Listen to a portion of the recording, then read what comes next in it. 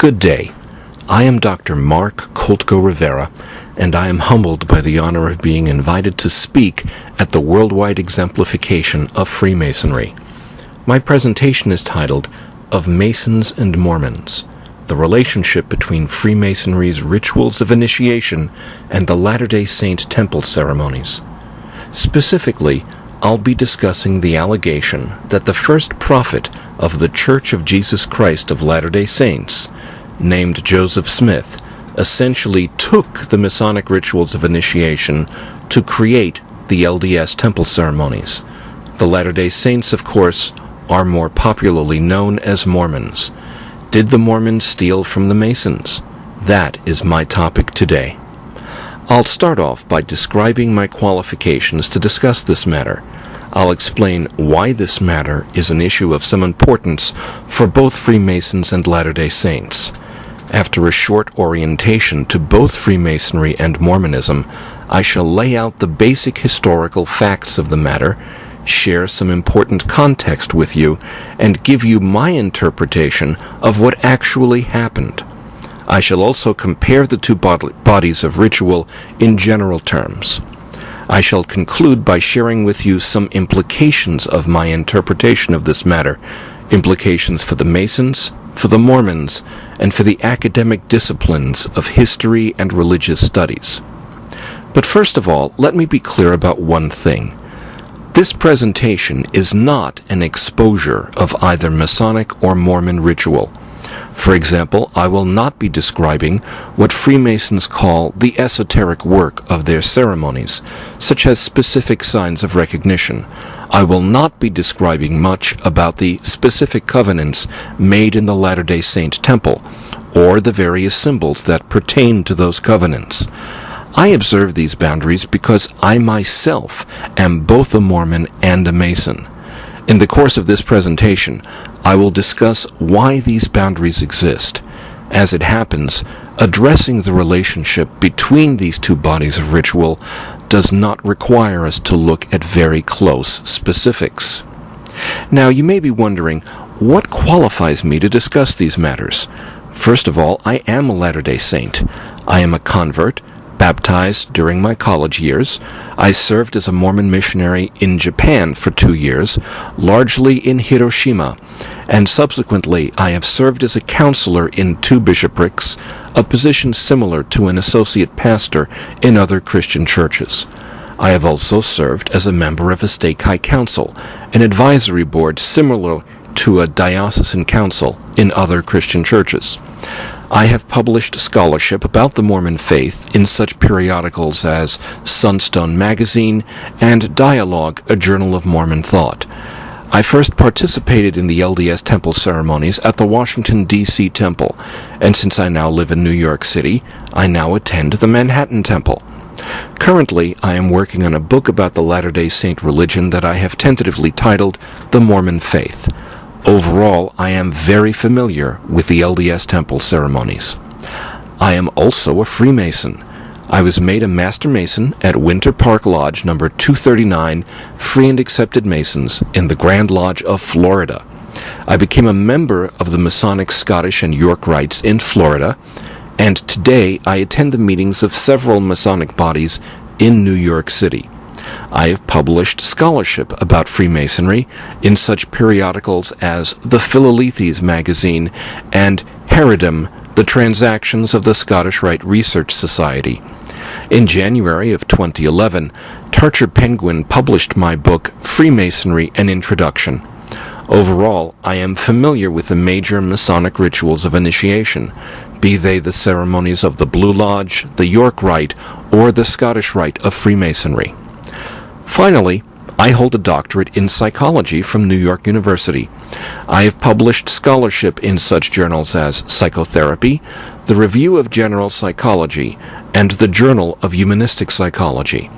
In recognition of my scholarship in the psychology of religion, humanistic psychology, and unified psychology, I have received awards from several divisions of the American Psychological Association.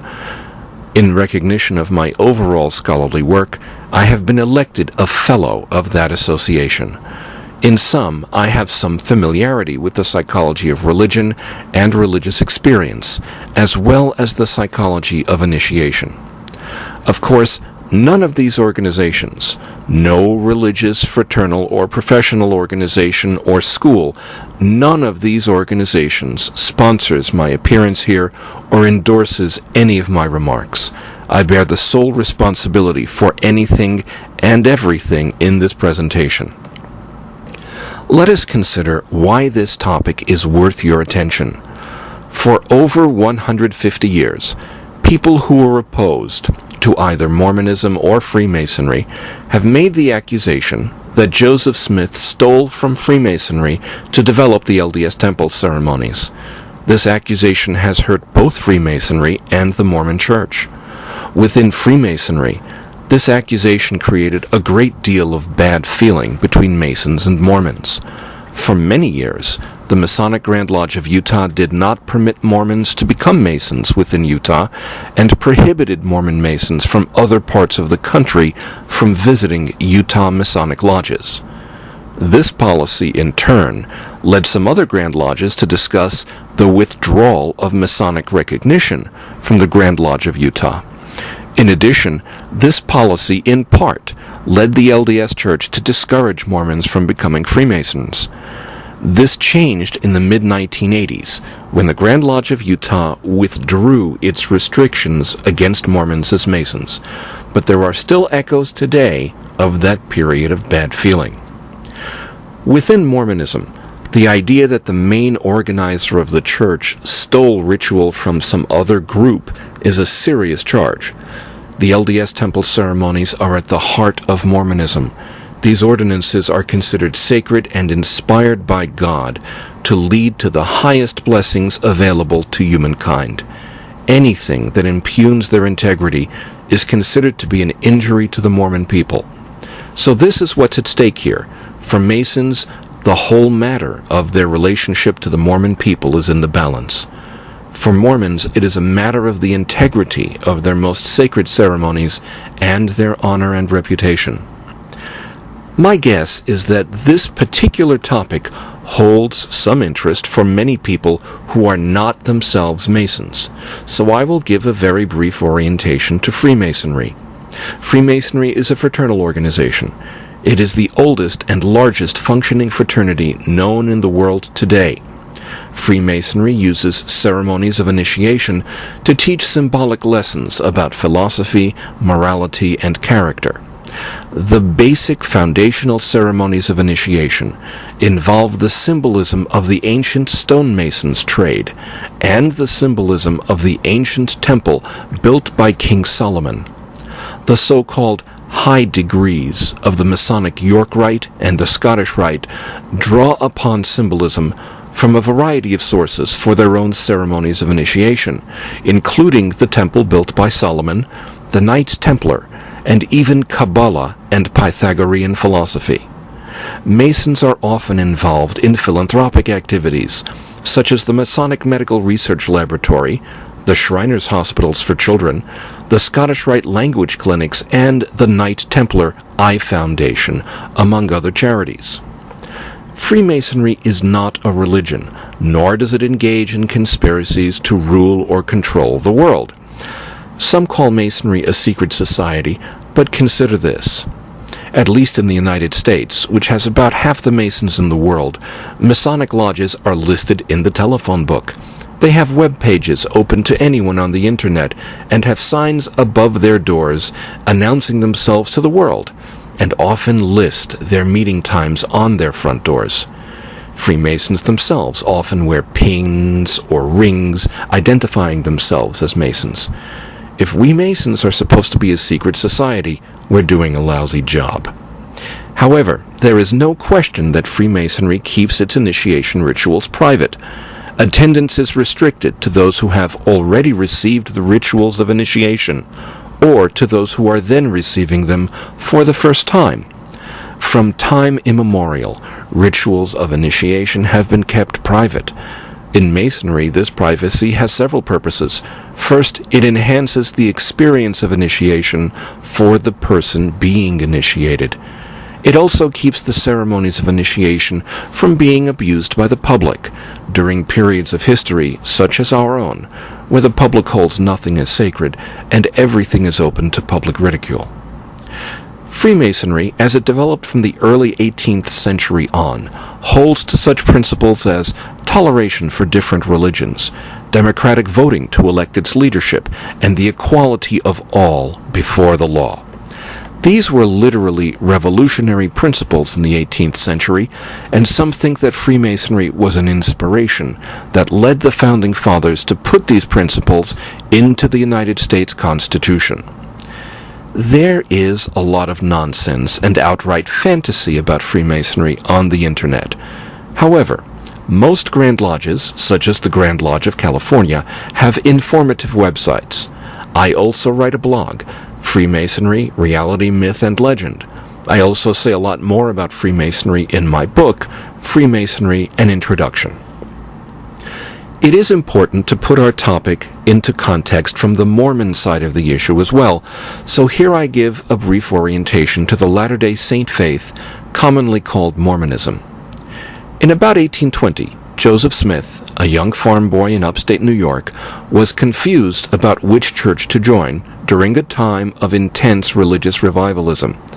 As Smith gave his account, he went into a grove of trees and prayed to know which church to join. He received a vision of God the Father and the Son, who instructed young Smith to join none of the churches then in existence. In subsequent years, he received instruction from divine messengers to restore the original Christian church with the authentic priesthood authority given to the ancient apostles of Christ. Along the way, Smith described revelations that he received from God, which outlined distinctive doctrines about the nature of God and humankind, the nature of our life on earth, the hereafter, and ways that families can be together forever. He also published what he called translations of ancient writings, some describing God's dealings with people in the ancient Near and Middle East, and some describing God's dealings with people in the ancient Americas. Together, many of these translations and modern revelations are collected in the Mormon Church's distinctive scriptures, which, in addition to the Bible, include the Book of Mormon, the Doctrine and Covenants, and the Pearl of Great Price. Mormons believe that Jesus Christ is the only begotten Son of God the Father. They believe that Christ was sent to the earth to atone for the sins of the world. If we accept Christ's atoning sacrifice, Mormons believe, this enables us after death to become full inheritors with Christ of all that God the Father has, including the status and capacities of Godhood. Mormons believe that our loving Father in heaven wants us to receive all the happiness that the Father has, and has provided a way for us to receive the very kind of life that He has. This is what Mormons believe to be the meaning of eternal life, the life of God, the Eternal One. The Latter-day Saints believe that this is an ancient Christian doctrine. Mormon scholars cite evidence that this was taught in the late 2nd century by such church leaders as Irenaeus of Lyon and Clement of Alexandria, the latter of whom wrote, "The Word of God became man, that thou mayest learn from man how man can become God." In order to receive all that the Father has, as the Latter-day Saints believe, it is necessary to make and to keep certain temple covenants related to godly and Christian behavior. These covenants are accompanied by certain blessings, including blessings of knowledge. Many of these covenants are encompassed in a complex Mormon temple ceremony known as the Endowment. Elder James E. Talmage, a member of the LDS Quorum of the 12 Apostles in the early 20th century, wrote this about the covenants made during the endowment, and I quote, "The ordinances of the endowment embody certain obligations on the part of the individual, such as a covenant and promise to observe the law of strict virtue and chastity, to be charitable, benevolent, tolerant, and pure, to devote both talent and material means to the spread of truth and the uplifting of the human race, to maintain devotion to the cause of truth, and to seek in every way to contribute to the great preparation, that the earth may be made ready to receive her King, the Lord Jesus Christ. With the taking of each covenant and the assuming of each obligation, a promised blessing is pronounced, contingent upon the faithful observance of the conditions." End of quote. It is for the purpose of making these covenants and helping people along the path to eternal life that Latter-day Saint temples exist. Mormon temples are not regular meeting houses, of which there are many thousands across the globe. In 2011, there are 134 operating LDS temples in the world, including Salt Lake City, Utah, Sao Paulo, Brazil, Kiev, Ukraine, Abu, Nigeria, Tokyo, Japan, and Sydney, Australia, with 12 more under construction and 14 temples announced for future construction, most recently including a temple announced to be built on the outskirts of Paris, France. The LDS temple ceremonies are also kept private. Entry is restricted to those who pass interviews with church leaders regarding the degree to which they conduct observant Christian lives. Attendance at the temple is restricted to those who have made the temple covenants or to those who are attending the temple to make them for the first time. Here again, the point of this privacy is to respect the sacred nature of the temple ceremonies. There is much more that could be said about the religion of the Latter-day Saints, its doctrine, history, and practices, such as its humanitarian work. Of course, there is a lot of fantasy and nonsense about the LDS religion on the internet. However, you can find reliable and detailed information at the website Mormon.org. I also write a blog, Mormon from Manhattan. I hope to say a lot more about the LDS religion in my book, The Mormon Faith. Now, let us consider the history of the specific matter at hand: Joseph Smith, his Masonic initiation, and the development of the Mormon temple ceremonies. Joseph Smith presided over the organization of the LDS Church in April of 1830, about 10 years after his first vision of God the Father and the Son. The saints suffered intense persecution from the beginning of the organization of the Church. Persecution, often at the hands of armed mobs, forced the saints to move from New York to Pennsylvania, Ohio, Missouri, and then Illinois. In 1842, most of the then thousands of Latter-day Saints in America were living in and around Nauvoo, Illinois, a community which the saints had built as a refuge from religious persecution. By 1842, Nauvoo had grown to become the second largest city in the state after Chicago. Several Mormon Masons petitioned the Masonic Grand Lodge of Illinois for a dispensation to form a new lodge in Nauvoo. In the context of the persecution I mentioned, and perhaps out of admiration for an organization like Freemasonry that promoted fellowship and solidarity among its brethren, Joseph Smith petitioned for his own admission as a Freemason. On the 15th and 16th of March, 1842, Joseph Smith received the first 3 degrees of Freemasonry on the 3rd floor of the LDS Community Building or Cultural Hall.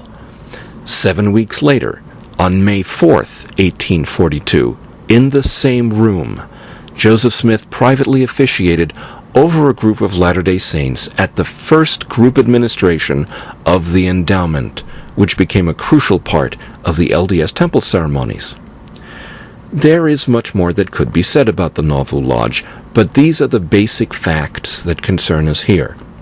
One theory to explain these facts is the idea that Joseph Smith simply stole the Masonic rituals of his own initiation for the administration of the first LDS temple endowment ceremonies 7 weeks later. Another theory is that the two bodies of ritual have nothing at all to do with each other. I have a different approach altogether to the relationship between the Masonic initiation rituals and the Mormon temple endowment. However, to understand my approach, it is necessary to understand 2 important things about the context of the LDS temple rituals. First, the timing of their development, and second, the pattern under which Joseph Smith received what he called divine revelation. I shall consider each of these subjects in turn. Some people seem to be under the impression that the LDS Temple Endowment ceremony came out of nowhere in 1842, with no prior indication that they were forthcoming. Nothing could be further from the truth. Over a long period of time, Joseph Smith reported that he had received revelations regarding temple worship. Years before reaching Nauvoo, in Ohio in 1836, Smith had built and dedicated the Kirtland Temple, sort of a practice temple where Smith administered sacred rituals or ordinances of washing and anointing. In January 1841, Smith reported that he had received a revelation from the Lord commanding the construction of a temple in Nauvoo. In part, this revelation stated the following, speaking in the voice of the Lord. For this cause I commanded Moses that he should build a tabernacle, that those ordinances might be revealed which had been hid from before the world was. Therefore verily I say unto you, that your anointings, and your washings, and your oracles in your most holy places, wherein you receive conversations, and your statutes and judgments, are ordained by the ordinance of my holy house, which my people are always commanded to build unto my holy name. And verily I say unto you, let this house be built unto my name, that I may reveal mine ordinances therein unto my people. For I deign to reveal unto my church things which have been kept hid from before the foundation of the world. And I will show unto my servant Joseph all things pertaining to this house and the priesthood thereof. End of quote. Thus, from no later than January 1841, Smith expected that important ceremonies and rituals, or ordinances, would be revealed in connection with the building of the temple. These rituals would involve oracles, which in 1833 had been defined as divine statements and commandments. There would be conversations of some sort, as well as statutes and judgments. The revelation of these ordinances would include items of importance that had been hidden from before the world's creation. Another influence on the development of LDS temple worship involved the translation of Egyptian papyri. From 1835 to 1842, Joseph Smith worked with several Egyptian papyri that, he said, contained writings of the biblical patriarch Abraham, writings that later became part of LDS scripture as the Book of Abraham. We can tell that some of this material clearly has a relationship to the endowment that Joseph Smith administered at Nauvoo, because the Book of Abraham in The Pearl of Great Price makes passing references to writing that is available, presumably as part of the endowment ritual, in the temple. We are not now in possession of the papyri from which Joseph Smith translated the Book of Abraham. However, some other papyri that had been in his possession was discovered in the New York Metropolitan Museum of Art in 1967. In turn, that papyri involves an Egyptian ritual text known as the Book of Breathings, which is essentially an initiatory text.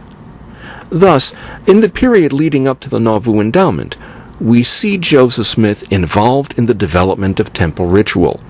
We also see him involved in the study of ancient texts involving initiatory ritual. Let us now consider the pattern under which Joseph Smith received what he called divine revelations. Much debate is possible concerning the source of Joseph Smith's revelations. Were they from the devil, as some anti-Mormons claim? Was it from the depths of his own soul, as some psychologists would say today? Was it from God, as Joseph Smith claimed? Mormons themselves would say that people should study this matter out prayerfully, and God will reveal the truth of the matter to the honest, diligent seeker. For our purposes here, it's important to note that most modern scholars who've studied the matter agree that Joseph Smith believed that he really received divine revelation. In that context, it is important to note that there was a pattern to how Joseph Smith received many of his revelations. On several crucial occasions, Joseph Smith encountered some sort of sacred text.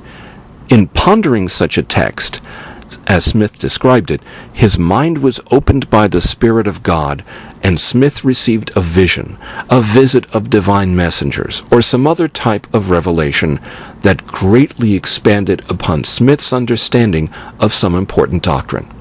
Let's consider some examples. The first instance occurred in Smith's youth, in the spring of 1820 when he was 14 years old. I have briefly touched upon this instance earlier. Joseph Smith's youth occurred during the years of the so-called Second Great Awakening in the United States, a period of intense religious revivalism. Controversies over religious doctrine pitted one church against another in many communities, especially in the American Northeast. In this context, as Joseph Smith described it, he was studying the Bible when a portion of the Epistle of James made a great impression on him. This portion states, "If any of you lack wisdom, let him ask of God, and it shall be given him." In response to this idea, Joseph Smith went out to ask of God what church Joseph should join, as a result of which, as he reported it, he received a personal visitation from God the Father and the Son. This encounter with the sacred text in the Bible resulted in what Latter-day Saints call the first vision of Joseph Smith's, from which everything else that has become the LDS belief system ultimately derives. The first vision is a source of Latter-day Saint teaching about the nature of God and His Christ. This is the first instance of the pattern: text, prayer, and pivotal divine guidance, with massive implications for the doctrine of the Church. Another instance involves a distinctive LDS scripture. Joseph Smith reported that a messenger from God put into Smith's possession a collection of metal plates with inscriptions on them. Transcribed mostly by the ancient American prophet named Mormon and his son, this record is known as the Book of Mormon. This was largely an ancient record of God's dealings with a group of Israelites whom God directed to leave the Middle East about 600 BCE, before the fall of Jerusalem to the Babylonians. As the Book of Mormon records it, those people finally reached the Americas, and over the course of about 900 years enjoyed the presence of prophets of their own, and ultimately the personal visitation of Jesus Christ after his resurrection. In the course of translating the Book of Mormon in May 1829, Joseph Smith came upon references to baptism, a matter that prompted him to prayer. In response to this prayer, as he put it, a messenger from heaven descended in a cloud of light, revealed himself to be the resurrected John the Baptist, and ordained Joseph Smith with a measure of priesthood authority sufficient to perform baptisms. John the Baptist promised that in due time Joseph would receive a full measure of priesthood authority, which, as Smith reported, happened soon after with the angelic visitation of the ancient apostles Peter, James, and John. Thus, Joseph Smith's encounter with a few references in the Book of Mormon, which was a sacred text to him, resulted in the restoration of priesthood authority through angelic visitation. This priesthood authority ultimately was the authority by which Joseph organized the LDS Church. Here again we see the pattern: text, prayer, and pivotal divine guidance with massive implications for the doctrine of the Church. A third instance involves the LDS doctrine of the afterlife. As Joseph Smith reported, he had been instructed of God to go through the Bible and render retranslations of portions where the text had become corrupted over the centuries of biblical transmission. While engaged in this effort, in February 1832, Smith came to a portion of the Gospel of John, dealing with the resurrection of the dead. Quote, "They shall come forth, they that have done good unto the resurrection of life, and they that have done evil unto the resurrection of damnation." End of quote. Smith was in the midst of contemplating this text when he received a vision of several distinct kingdoms of glory and other domains to which the souls of humanity shall be assigned after their final judgment. His description of this vision runs to almost 2,900 words, about 8 pages of text in the LDS Scriptures, and encompasses a description of the celestial kingdom, the destination of those who shall overcome all things; the terrestrial kingdom, the destination of good people who nonetheless are not valiant in the testimony of Christ, and the telestial kingdom, whither go the liars, adulterers, and whoremongers of the world, and a vision of those who are truly damned in outer darkness with the devil and his angels. This vision represents a major development in the way that Latter-day Saints think of themselves, their life on this earth, and their eternal destinies. And here again we see the pattern: text, prayer, and pivotal divine guidance, with massive implications for the doctrine of the Church. I believe that this pattern is key to understanding the emergence of the LDS Temple ceremonies. As we have seen, Joseph Smith came to his Masonic initiation in 1842 with years of experiences that gave his initiation a unique context for Smith. For over 20 years, Smith had shown a pattern of encountering sacred texts, pondering them prayerfully, and then receiving major revelation.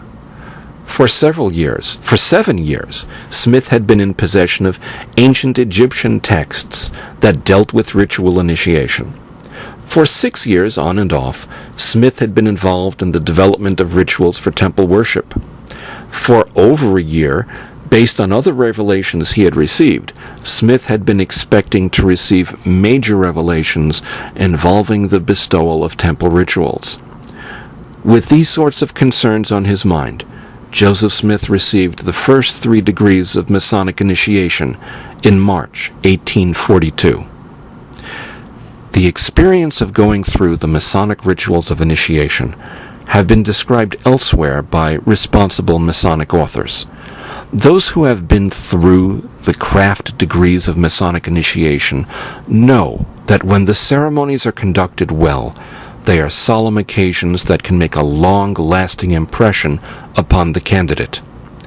It is my belief that the 3 Masonic ceremonies of ritual initiation constituted for Smith another sacred text for him to ponder and meditate upon.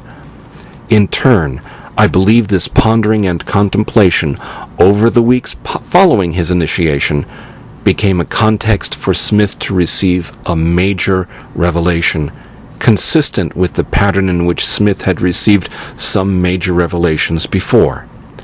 In this revelation, I believe that Smith received the LDS Temple Endowment Ceremony, a development that he had been expecting for some time. Thus, Joseph Smith's Masonic initiation was a sort of catalyst, an event that prepared Smith's mind to receive the major temple-related revelation that he had been awaiting for over a year. Smith's Masonic initiation also provided him with a sort of ritual vocabulary, something that his general Protestant upbringing in upstate New York had not provided to him. According to this interpretation of events, Joseph Smith neither violated his obligations as a Freemason by revealing Masonic ritual, nor plundered Masonic ritual for the LDS endowment ceremony. The experience of Masonic initiation prepared Smith's mind to receive, through revelation, an extensive body of ritual for the LDS Temple endowment. However, the one was not stolen for the other. A direct comparison of important aspects of the Masonic rituals of initiation with the LDS Temple Endowment ceremony is highly instructive regarding the relationship of the two. Let's consider the matter of the objectives and overall character of these 2 bodies of ritual. The Masonic initiatory rituals have several objectives. The most obvious one is to make a man a Mason, that is, to formally make him a part of the Masonic community through binding oaths known as obligations. In addition, these ceremonies introduce the candidate to values represented through symbols that are meant to inspire his behavior throughout his life. These values and symbols are meant to make good men better. The Masonic degree work has the character of sacred theater in the sense that it is an initiatory drama that is meant to provoke reflection on the part of the candidate. However, the Masonic rituals do not have what theologians call a sacramental character. That is, Masonic rituals are not proclaimed to be vehicles of supernatural or divine grace. The LDS endowment ceremony also has several objectives. However, these objectives are very different from the objectives of Masonic ritual. One such objective is to give the candidate the opportunity to make covenants, the fulfillment of which will enable the individual to return to the presence of God and ultimately to partake of all that God the Father has. In addition, these rituals endow the participant with divine power to endure the trials and temptations of life. The LDS temple work is also sacred theater, but it does have a sacramental character. Through these rituals, divine power is exercised upon and shared with the participant. Let us now consider the foundational mythos of the two sets of rituals. The foundational mythos of an initiatory experience is a sacred narrative having roots in some source outside the ritual itself, a narrative that informs the structure and proceedings of the ceremony. The initiatory candidate becomes a participant in the sacred drama itself. The initiatory experiences of many cultures are based in such a foundational mythos. For example, the initiatory rituals of Egypt seem to have a connection to the ancient narratives involving Isis and Osiris. The Eleusinian mysteries of ancient Greece are associated with the ancient narratives involving Demeter, Persephone, and Hades. A foundational mythos connects a public, sacred narrative that candidates already understand from their earlier life with esoteric, sacred information that candidates only learn during the initiation itself. The foundational mythos of the Masonic initiatory rituals is the construction of the temple built by Solomon to the glory of the God of Israel. The two pillars of the Solomonic temple, Boaz and Jachin, are well known as Masonic symbols. During each of the 3 degree ceremonies, the lodge room is said to represent one or another specific portion of the Solomonic temple. An important portion of one of the degree ceremonies depicts mythic events occurring within the temple precincts. I have described the importance of the Solomonic temple to Masonry in an article due to appear soon in the Transactions of the American Lodge of Research, writing this: as anyone familiar with the Masonic ritual can testify, the mythic temple, in its parts and history, is crucial to the execution of the craft degrees. An initiatic system that lacked a mythology involving the physical structure of the temple and a mythic legend regarding its construction would be unrecognizable as Freemasonry.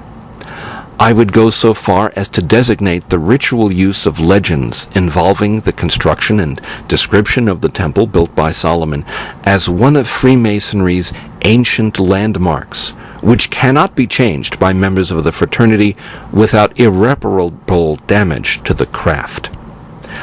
In contrast, end of quote, pardon me. In contrast, the foundational mythos of the LDS endowment ceremony is quite different.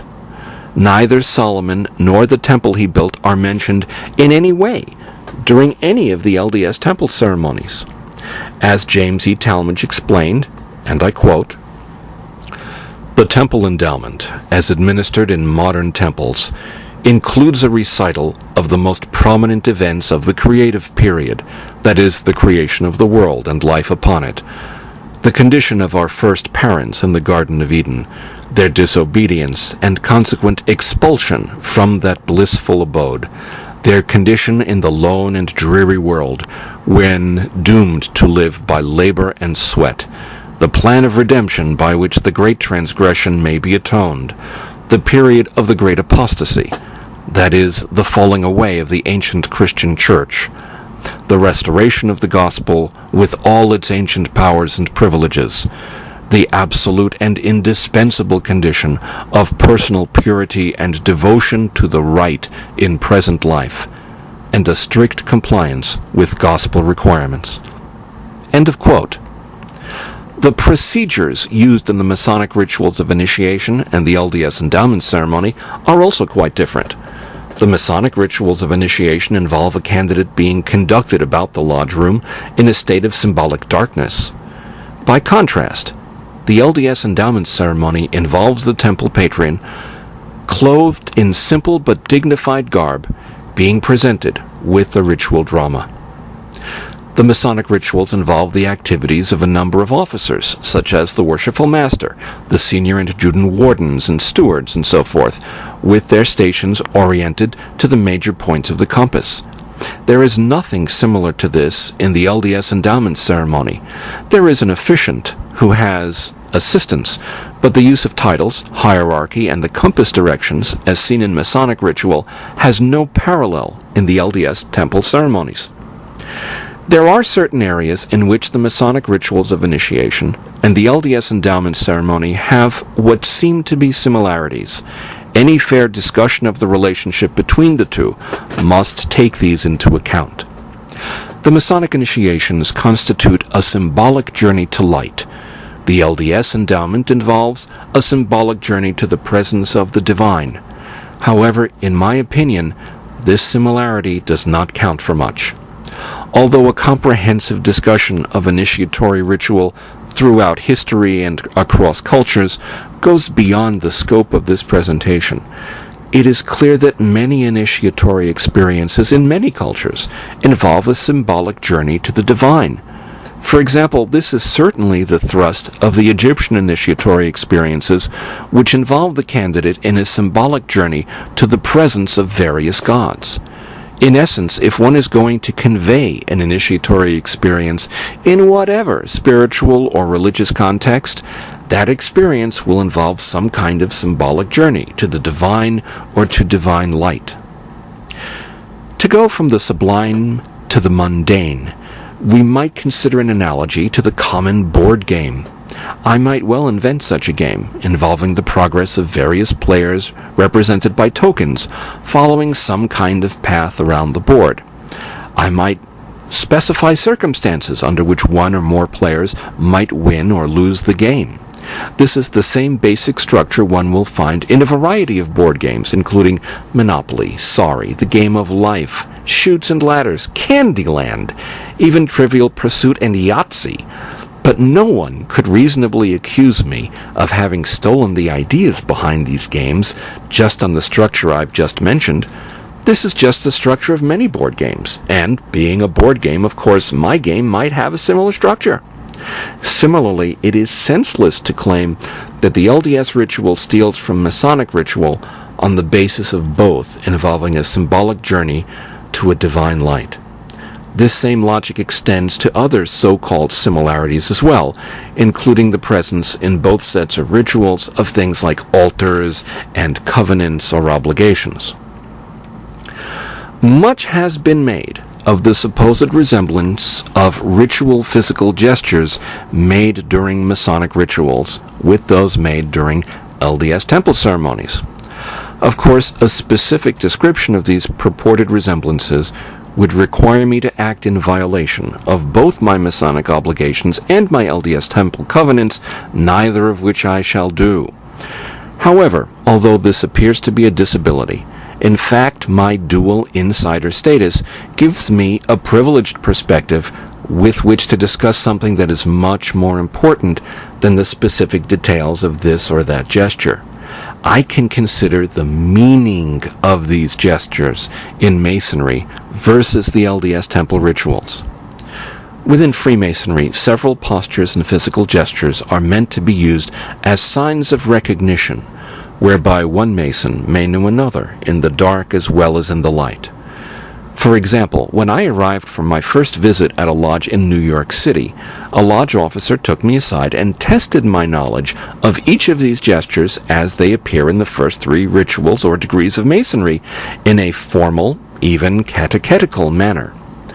By contrast, within the Latter-day Saint temple ceremony, ceremonial gestures have nothing whatsoever to do with recognition of one Latter-day Saint by another. These gestures are only to be used within the temple itself as part of temple worship.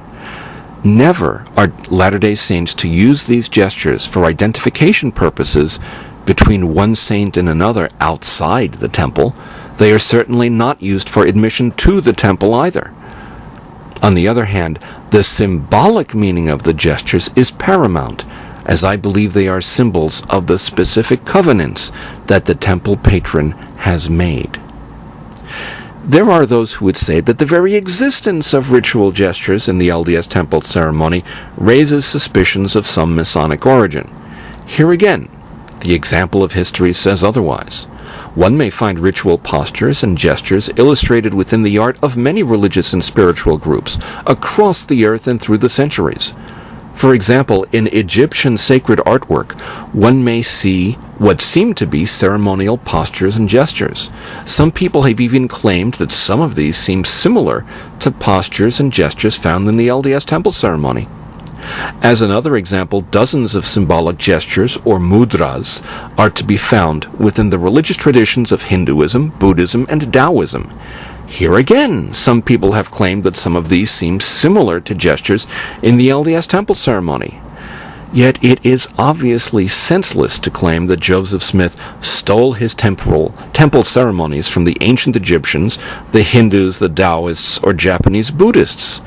There was little in the way of literature on these traditions available to general readers on the American frontier during the 1830s and 1840s. The fact of the matter is that symbolic postures and gestures are part of the symbolism of spiritual and initiatic traditions throughout human history. Our present Western culture, being relatively uneducated in matters of serious and esoteric spirituality, is relatively unfamiliar with this aspect of spiritual symbolism. But the Masons are not unfamiliar with it, and neither are the Mormons. Of course, all of this raises the question of why such things as symbolic postures or gestures should have any spiritual significance at all. This topic really goes beyond the scope of this essay, but perhaps I can be allowed a few words on the subject. One current of philosophy that has become prominent over the last generation or two is based on the insight that humans are embodied beings. We are not just minds carried about on top of bodies like someone riding in splendor atop an elephant. Rather, human experience is deeply rooted in our nature as physical beings. Although this may seem obvious, it should be noted that much of the history of Western philosophy seems to ignore this fact. Consider the emphasis in the West on Platonic ideal forms, for example. As embodied beings, it only makes sense for human spirituality to be expressed in physical ways. The use of ceremonial body postures and gestures serves to involve the body quite directly in a spiritual endeavor. Adopting a certain posture or making a certain gesture sends a message to the mind that now we are doing something different, something special, something meaningful. It involves our very bodies in spiritual contemplation. Thus it is that we as embodied beings experience initiation.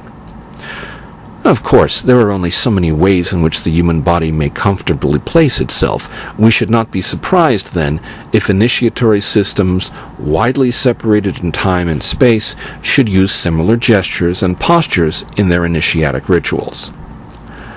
Now, more supposed evidence of a connection between Freemasonry and the LDS Temple involves the symbolism on the exterior of a temple that is central to the Mormon world, the Great Temple in Salt Lake City, as well as symbolism on the first fully functioning temple, the original Nauvoo LDS Temple.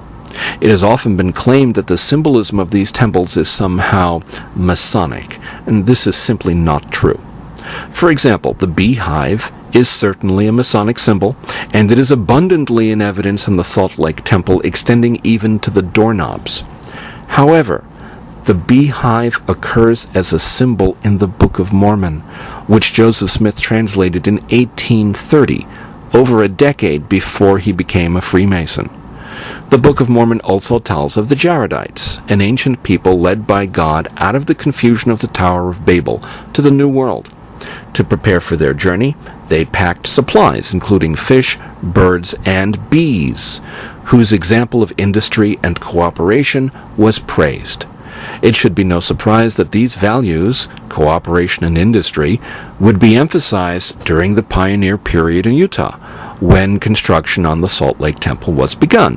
Frankly, these are good values for any era. The sun, the moon, and the stars are symbols in Freemasonry.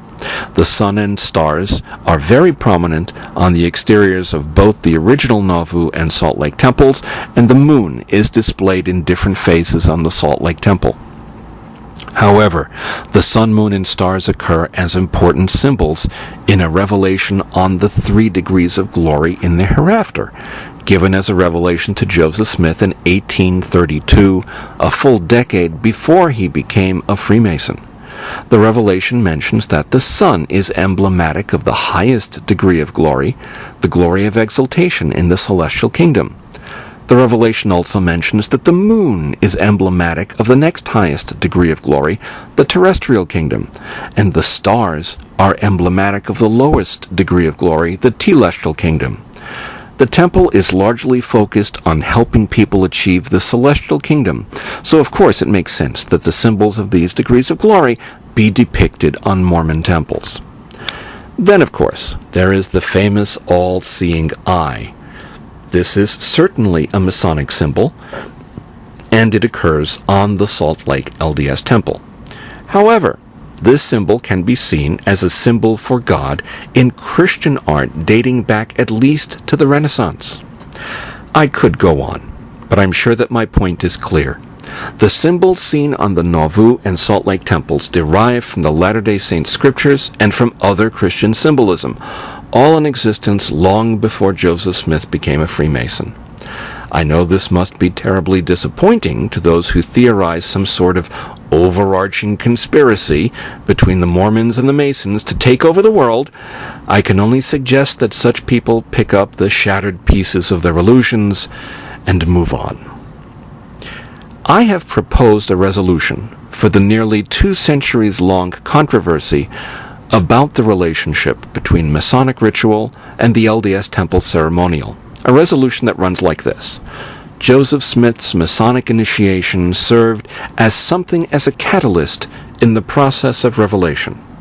Joseph's prayerful consideration of his Masonic initiatory experience was followed by his receiving a revelation of the LDS Temple endowment ceremony. This would be consistent with the pattern seen several times before in Joseph's life. However, Joseph's Masonic initiation was at most a catalyst. Joseph Smith was not inspired by his Masonic initiation to create the LDS endowment, and the LDS Temple endowment does not derive in any important way from Masonic ritual. Although I am not the first to propose such a resolution, I believe that I am the first to propose it in this level of detail.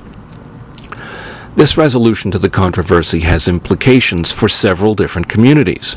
These include Freemasonry, the Latter-day Saints, and the discipline of religious studies. I discuss each of these in turn. The community of Freemasonry can simply let go of the libelous charge that the Latter-day Saints or their prophet stole their temple rituals from the Masons. They can simply recognize that the 2 bodies of ritual have different objectives, mythos, structure, and content. Joseph Smith's Masonic initiation served as a catalyst for him to receive what he understood as revelation from God for the development of the Mormon temple ceremonies. It does not diminish the importance of Masonic ritual to say that it served only as a catalyst for Joseph Smith to receive the LDS Temple ceremonies. If anything, it is a testimony to the power of Masonic ritual that this ritual could serve as such a catalyst for any person of any religious affiliation. For their part, the Latter-day Saints could stand to become a lot less touchy about the idea that Joseph Smith's Nauvoo-era Freemasonry really was something of significance. I have noted an unfortunate tendency among some historians to underemphasize Joseph Smith's Freemasonry. One can find some LDS authors claim that Joseph's experience with Freemasonry was superficial and unimportant to him, and this is clearly untrue, as evidenced by the historical record. Here again, it does not diminish the importance of the LDS Temple ritual to say that its reception by revelation may have been occasioned by Joseph Smith's pondering his Masonic initiation. If anything, all of this serves to emphasize the consistency of the LDS Temple ritual with Joseph Smith's other major revelations. The same pattern seems to have occurred in relation to the LDS Temple ceremonies as happened with several of Joseph Smith's other major revelations. Encounter with the sacred text, much prayer and pondering, and then a revelation. Now for the academic religious studies community.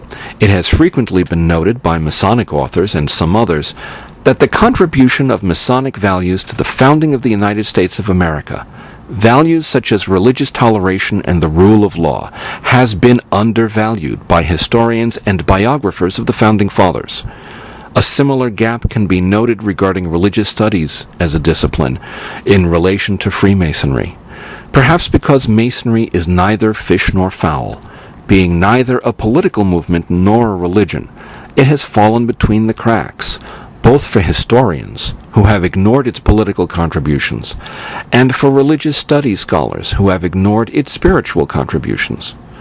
One of the implications of my proposed resolution to the matter at hand is to emphasize to religious studies scholars that Freemasonry is not only a social organization, but that it is an initiatic system as well, a system of spiritually oriented initiation that is distinctive in not being confined to a specific religion.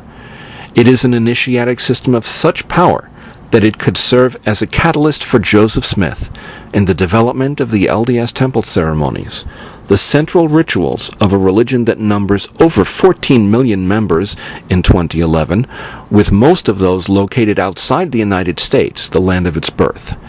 The initiatic aspect of Freemasonry is real and has real power to affect lives, sometimes in unforeseen ways. This would be a worthy message for the religious studies community to absorb. The religious studies community also has lessons to learn about the LDS faith from the resolution that I have proposed here. Too long has it been parroted that the Latter-day Saints took their temple rituals from Freemasonry, despite the fact that virtually every important fact necessary to show otherwise has been available publicly for over a century. The religious studies community needs to consider the LDS Temple ceremonies as important and transformative rituals in and of themselves, rather than as derivative productions. One cannot understand the LDS worldview and the impact of this religion on the lives of its adherents without an understanding of the LDS Temple ceremonies. At heart, the accusation that the LDS Temple ceremony was essentially stolen from Masonic ritual is intended to cheapen both bodies of ritual and to discredit both Freemasonry and the Mormon faith. If true, the accusation would serve to discredit the Saints because their ceremonies would simply be derivative. In addition, the Masons would be discredited because their ritual served as an inspiration for a religious group that is often treated as heretical by certain authors. Of course, these are the same sorts of authors who dislike and preach against Masons anyway. Seeing the proper relationship between Masonic ritual and LDS Temple ceremonial allows one to approach each body of ritual and each group on its own terms. The task of the scholar of religious history and religious studies is to understand Freemasonry as an initiatic organization and to understand the power of the LDS Temple ceremonies in the lives of the saints. I hope that the resolution that I've proposed to this controversy will serve to prepare the way for more productive studies of both Freemasonry and the Latter-day Saints. Thank you for your kind attention.